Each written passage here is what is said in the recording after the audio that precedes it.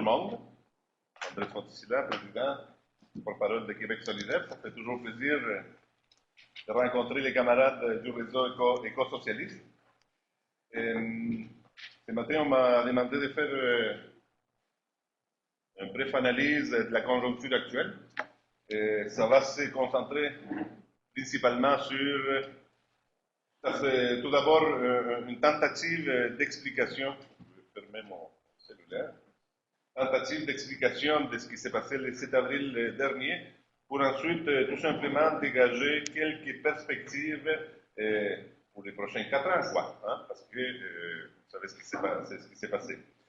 Donc, 7 avril dernier, changement assez surprenant quand même pour plusieurs dans la société québécoise, pas juste pour Québec solidaire, un changement substantiel du scénario formel de la politique québécoise.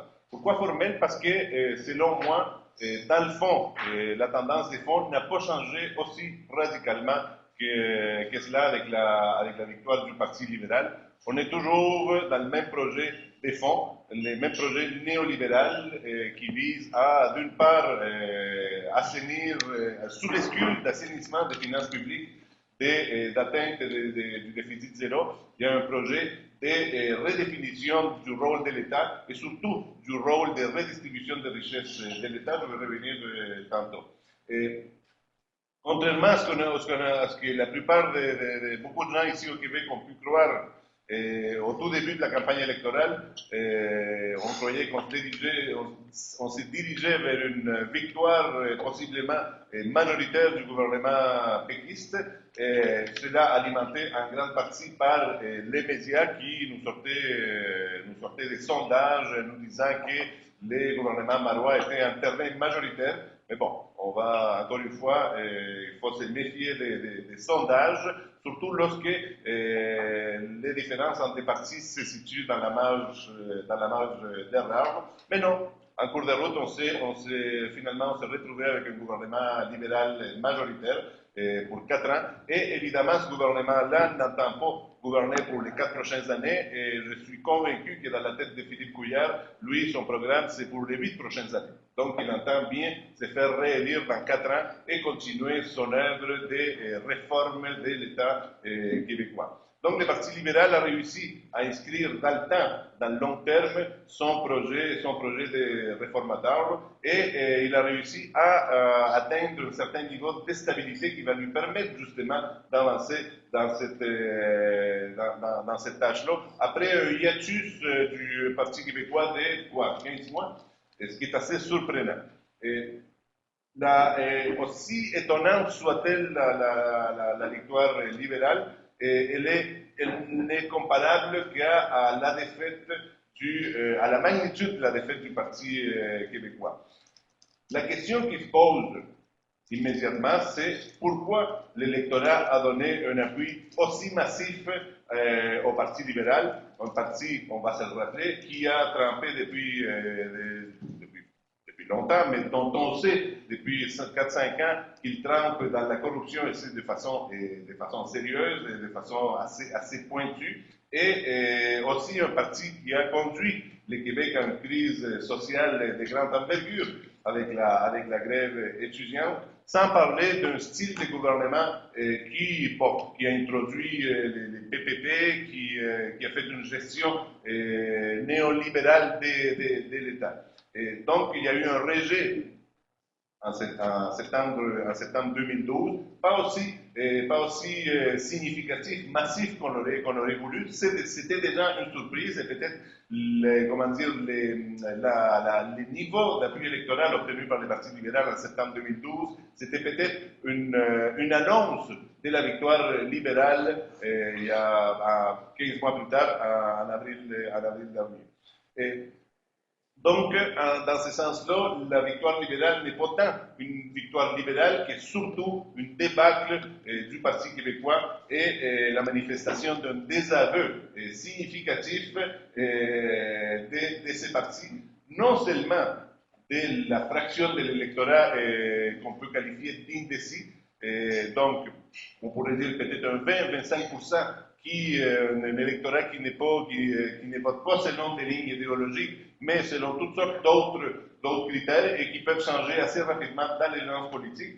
Mais ce n'est pas seulement pour moi cet électorat-là qui a décidé d'appuyer le Parti québécois, mais aussi une fraction peut-être significative de l'électorat souverainiste, dont une bonne partie on soupçonne aujourd'hui, qui tout simplement n'est pas allé voter pour appuyer les partis québécois. La question centrale devient donc pourquoi ce désaveu du Parti québécois et de ses politiques, pourquoi un abandon aussi rapide et massif de l'appui au Parti québécois. Plusieurs éléments peuvent être cités pour expliquer ces désaveux-là. Donc, tout d'abord, un épuisement rapide du virage identitaire adopté par les partis québécois, cristallisé principalement autour de la charte des valeurs. D'une part, cette politique-là, malgré l'espoir des stratèges libéraux, a suscité peu de mobilisation de l'électorat et une mobilisation qui, finalement, pour moi, s'est cantonnée surtout dans une frange qui votait déjà pour les partis québécois. Donc, la charte des valeurs, les villages identitaires, n'a pas réussi à aller chercher de nouvelles franges de l'électorat au bénéfice du Parti québécois. D'autre part, à l'arrivée de la campagne électorale, donc au tout début du mois de mars, ces débats-là avaient déjà cours depuis un certain nombre de mois. Donc, l'électorat était déjà campé dans ses positions. Il n'y avait plus de gains à faire lors de la campagne électorale, malgré les tentatives répétées du Parti québécois pour imposer la thématique identitaire, la thématique de la charte des valeurs pendant la campagne électorale. Et sans compter les dérapages qu'on a eu pendant la campagne électorale. Bon, on va se rappeler de Mme Bertrand et d'autres événements qui ont, encore une fois, confirmé dans la tête de beaucoup de gens qu'il fallait tout faire pour éviter ce type de politique et ne pas voter pour les partis québécois. Ensuite, on peut aussi parler du point levé des PKP qui a constitué en quelque sorte un point tournant de la campagne du Parti québécois. Les points levés de Pierre-Carl Pelado symbolisent en quelque sorte toutes les contradictions du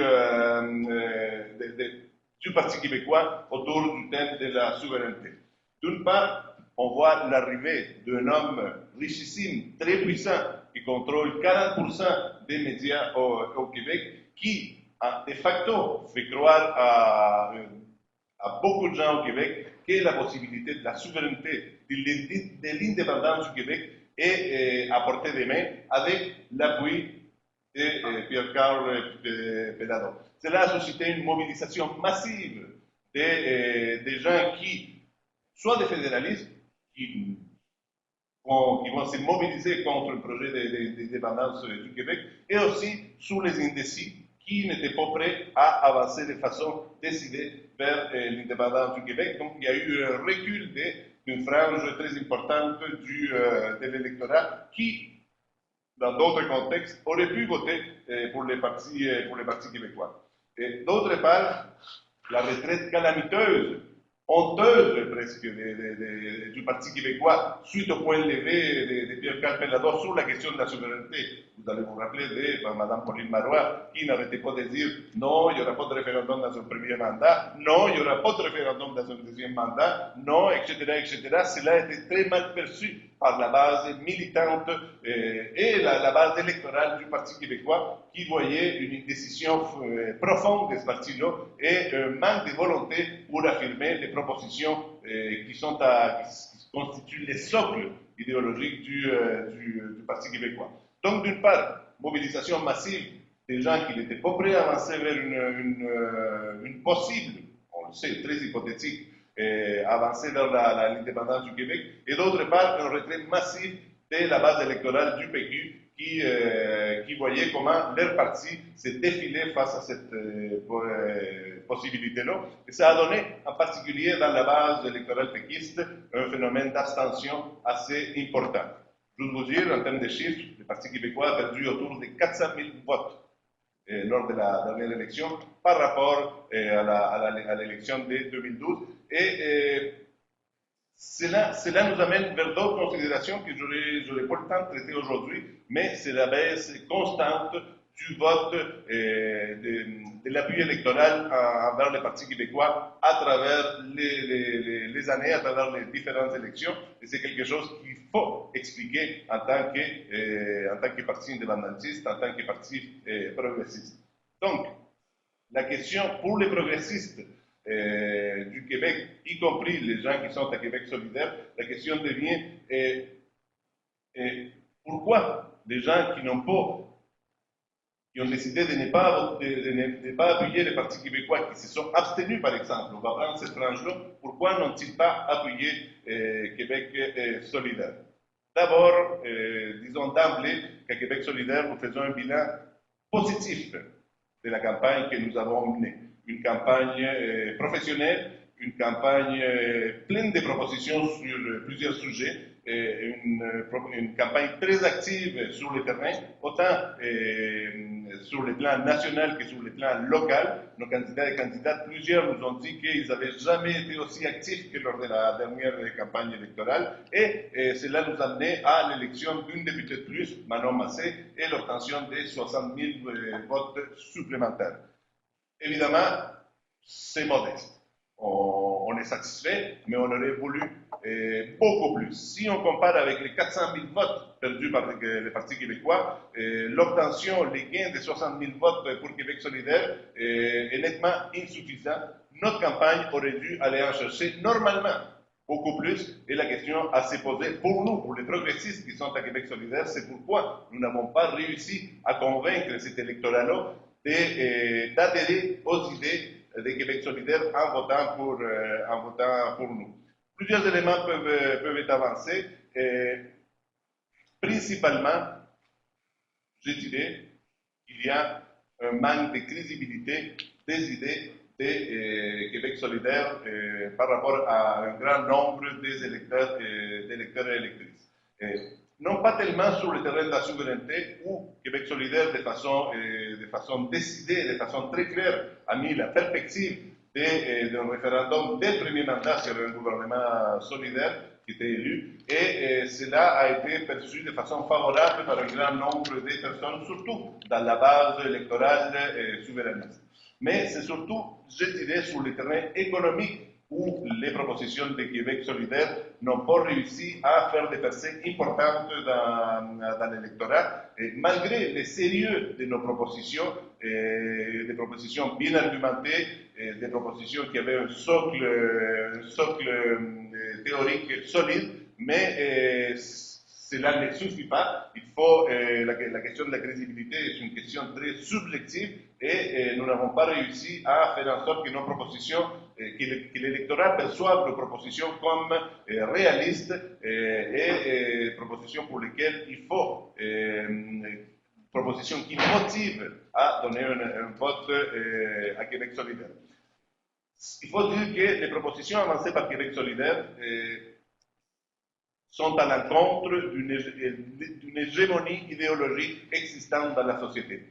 Québec solidaire, en ce moment, c'est un parti qui se distingue très clairement des trois autres partis politiques au Québec, qui participent en quelque sorte au mainstream, une idéologie de droite, une idéologie qui insiste sur les politiques d'austérité, qui insiste sur la nécessité de baisser les impôts des particuliers et surtout aux entreprises, une idéologie néolibérale qui, en quelque sorte, qui a cours depuis quelques décennies déjà et qui a réussi à éduquer la population dans un sens très précis. Donc, les idées de Québec solidaire, on est à rebrousse-poil de cette hégémonie-là, et nous avons de la misère, de la difficulté à défaire, à déconstruire ce discours-là, et de toute façon, c'est un travail à long terme, un travail d'éducation populaire qu'il faut faire à long terme afin que nos idées paraissent solides et crédibles devant l'électorat.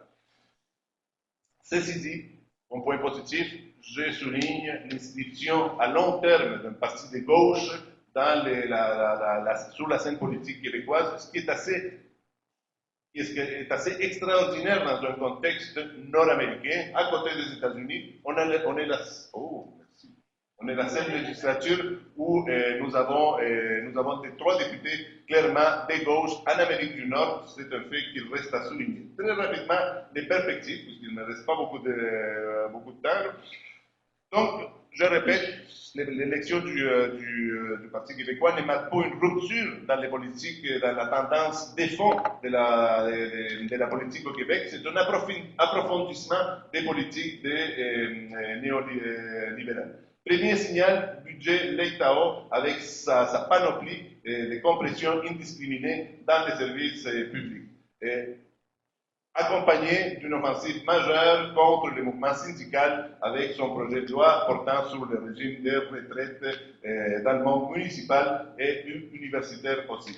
Deuxième étape de la politique du gouvernement libéral, ça va être la révision et le délestage des programmes sociaux. Et donc, on revient sous des nouveaux avis à la vieille réingénierie du gouvernement Charest, mais cette fois-ci avec un discours de dialogue social, un discours de grande commission, un peu comme avait fait Lucien Bouchard. Et si cela a déjà marché une fois sous Lucien Bouchard, c'est le risque, encore une fois, de marcher avec le gouvernement libéral.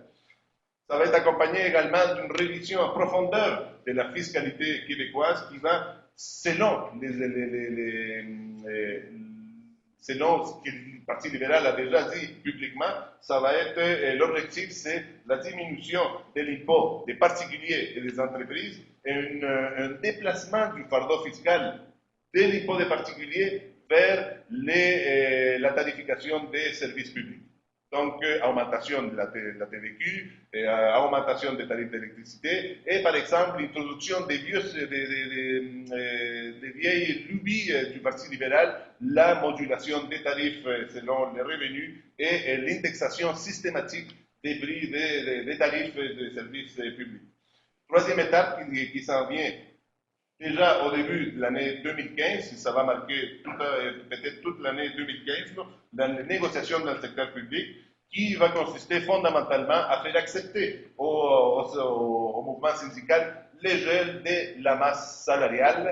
Donc, on reste tel quel, aucune nouvelle embauche, diminution du personnel et au besoin, diminution des emplois, du nombre d'emplois dans le secteur public. Et la conclusion, la quatrième étape, évidemment, accentuer les politiques extractivistes qui ont commencé sur le Parti libéral, continuer sur le gouvernement péquiste et accentuer encore une fois avec le gouvernement de Philippe Couillard, plan Nord, extraction de pétrole anticosti, golfe du Saint-Laurent anticosti, gaz de schiste, continuer les projets d'alliance avec l'État pétrolier canadien en permettant l'installation des pipelines au Québec. Dans tout cela, les mouvements sociaux, comment vont-ils réagir? Il y a plusieurs problèmes, et c'est un peu ce qui me semble ce qui est très important aujourd'hui comme questionnement, c'est comment éviter le repli et la dispersion des mouvements sociaux vers des luttes corporatistes, vers des luttes sectorielles, et comment arriver à effectuer à produire, à élaborer une pensée qui fait une pensée transversale, qui fait en sorte de proposer un nouveau projet de changement, de transformation de la société à la population du Québec. C'est les défis auxquels les progressistes, y compris les gens qui militent à Québec solidaire, ont fait face aujourd'hui.